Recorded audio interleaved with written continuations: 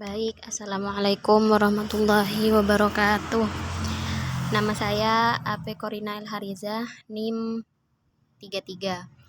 Di sini saya akan menjelaskan tentang sistem imbalan atau compensation. Di mana di sini ada definition of compensation. Kompensasi adalah total seluruh imbalan yang diterima para karyawan sebagai pengganti jasa yang telah mereka berikan. Kompensasi adalah fungsi manajemen sumber daya manusia yang berkaitan dengan semua bentuk penghargaan yang dijanjikan akan diterima karyawan sebagai imbalan dari pelaksanaan tugas dalam upaya pencapaian tujuan perusahaan. Dengan kata lain, kompensasi dapat diartikan sebagai timbal balik yang diberikan perusahaan kepada karyawan atas jasa-jasanya dalam mencapai tujuan perusahaan. Kemudian ada tujuan dan manfaat manajemen kompensasi. Kompensasi yang baik akan memberi beberapa efek positif pada organisasi atau perusahaan sebagai berikut. Mendapatkan karyawan berkualitas baik. Sistem kompensasi yang baik akan dapat menarik karyawan untuk bergabung dengan perusahaan, terutama bagi karyawan yang berkualitas baik. Hal tersebut dikarenakan karyawan berkualitas baik biasanya mencari perusahaan yang dapat menghargai kinerjanya dengan baik dan adil, memacu pekerja untuk bekerja lebih giat dan meraih prestasi gemilang. Dengan adanya kompensasi yang baik, maka karyawan akan berlomba-lomba untuk meningkatkan kualitasnya.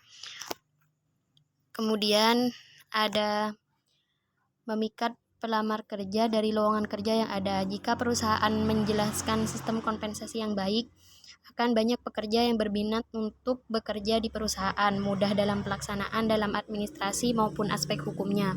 Pekerja dilindungi oleh Undang-Undang Ketenagakerjaan. Sistem kompensasi yang baik akan memudahkan perusahaan jika sangkut pautnya dengan hukum, memiliki keunggulan lebih dari pesaing atau kompetitor. Secarsasi perusahaan merupakan alat kompetisi perusahaan dalam bersaing untuk mendapatkan pekerja yang baik. Kompensasi dapat dibagi menjadi dua, yaitu finansial dan non-finansial. Kompensasi finansial adalah bentuk kompensasi yang diberikan oleh perusahaan kepada karyawan dalam bentuk uang atau yang bernilai uang. Untuk non-finansial, kompensasi non-finansial adalah bentuk kompensasi yang diberikan oleh perusahaan kepada karyawan dengan tujuan untuk mempertahankan karyawan dalam jangka panjang. Kompensasi finansial dapat dibagi menjadi dua, langsung dan tidak langsung. Langsung atau direct, kompensasi langsung merupakan penghargaan yang diterima karyawan dalam bentuk uang atau penghargaan yang bersifat tetap berdasarkan tenggang waktu yang tetap. Kompensasi langsung dapat berupa gaji, upah, komisi, dan bonus. Untuk yang tidak langsung atau indirect, kompensasi tidak langsung adalah pemberian bagian keuntungan atau manfaat lainnya bagi para pekerja di luar gaji atau upah tetap, dapat berupa uang atau barang. Menurut Handoko 2001, kompensasi tidak langsung adalah balas jasa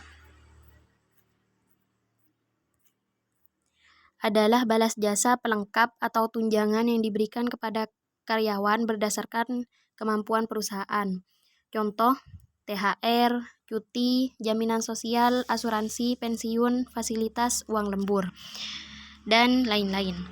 Kompensasi non-finansial adalah pemberian perusahaan pada karyawan yang bentuknya bukan berupa uang.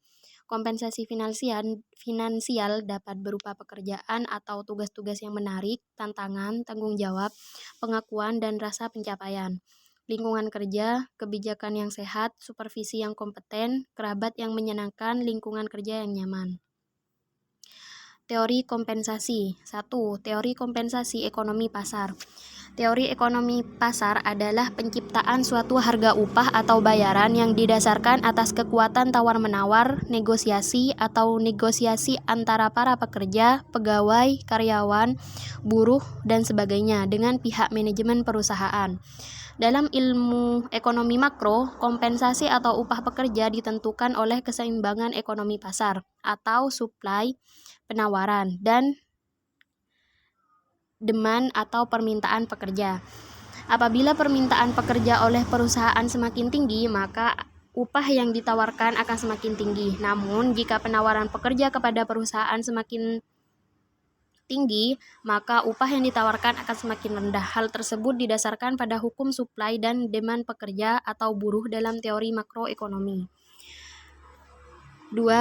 Teori kompensasi standar hidup. Teori standar hidup adalah suatu sistem kompensasi di mana upah atau gaji ditentukan dengan menyesuaikan standar hidup layak di mana para pekerja dapat menikmati hidup dengan damai, aman, tentram, dan sejahtera. Mencakup jaminan pensiun di hari tua, tabungan, pendidikan, tempat tinggal, transportasi, dan lain sebagainya. 3. Teori kompensasi kemampuan membayar. Teori kemampuan membayar adalah suatu sistem penentuan besar kecil kompensasi yang diberikan kepada para pekerja dengan menyesuaikannya tingkat pendapatan dan keuntungan perusahaan. Ketika perusahaan sedang berjaya, maka karyawan diberikan tambahan kompensasi, tetapi jika perusahaan mengalami kerugian, maka pegawai juga akan mendapat pengurangan kompensasi. Berikut merupakan faktor-faktor yang mempengaruhi imbalan atau kompensasi. Produktivitas. Ada perusahaan yang menentukan kompensasi berdasarkan pada produktivitas pekerjaannya. Semakin baik atau tinggi produktivitas pekerja, maka akan semakin tinggi kompensasi yang diberikan. Kemudian ada kemampuan untuk membayar. Perusahaan atau organisasi yang beroperasi pada pemasukan harian atau pemasukannya tidak tetap, biasanya menggaji atau memberi upah pekerjanya berdasarkan kemampuan perusahaan. Berbeda dengan perusahaan berskala besar dan bereputasi yang memberikan kompensasi yang besar bagi karyawan. Kesediaan untuk membayar. Ada beberapa perusahaan yang memberikan jenis-jenis atau tipe kompensasi yang beragam, tergantung dengan kebijakan atau kesediaan masing-masing perusahaan. Contoh, di Bank BNI ada kompensasi yang disebut jasa produksi, di mana ada kompensasi tambahan yang diberikan kepada pekerja karena perusahaan mendapatkan keuntungan yang besar. Namun, tidak semua perusahaan menerapkan sistem kompensasi seperti ini. Kemudian ada faktor-faktor yang mempengaruhi imbalan atau kompensasi. Supply dan permintaan berdasarkan teori ekonomi pasar dalam teori ekonomi makro supply dan demand. Serikat buruh. Kompensasi karyawan juga dipengaruhi oleh peran serikat buruh, terutama dalam perjanjian kerjasama. Tuntutan atas tunjangan tertentu dari serikat buruh memungkinkan perusahaan memenuhinya. Berbagi peraturan dan perundang-undangan. Besarnya kompensasi juga dipengaruhi oleh faktor peraturan perundang-undangan terkait upah, misalnya pemberian kompensasi karyawan wajib mengacu pada upah minimum yang berlaku di setiap daerah.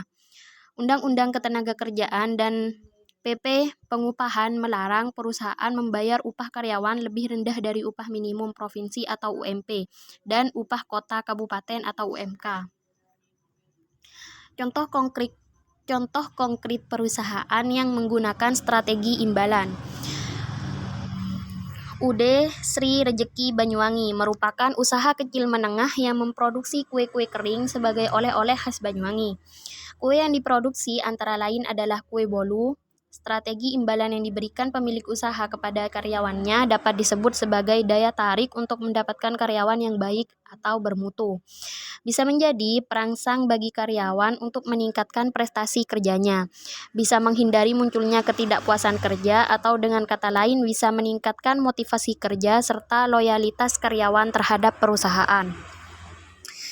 Strategi sistem imbalan atau kompensasi yang diberikan mulai dari sarapan pagi, makan siang, dan makan malam, asrama pegawai, bonus lembur, paket wisata, dan umroh karena sistem kerjanya merupakan borongan.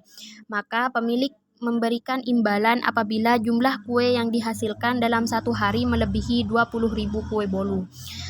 Kelebihan jumlah kue yang dihasilkan tersebut akan dihargai 1.500 per 100 bijinya karena kelebihan produksi tersebut masuk hitungan lembur.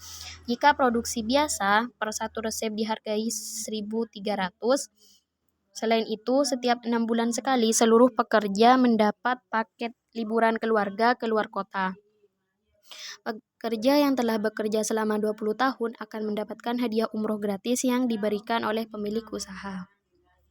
Mungkin hanya itu yang dapat saya sampaikan, kurang dan lebihnya saya mohon maaf. Wassalamualaikum warahmatullahi wabarakatuh.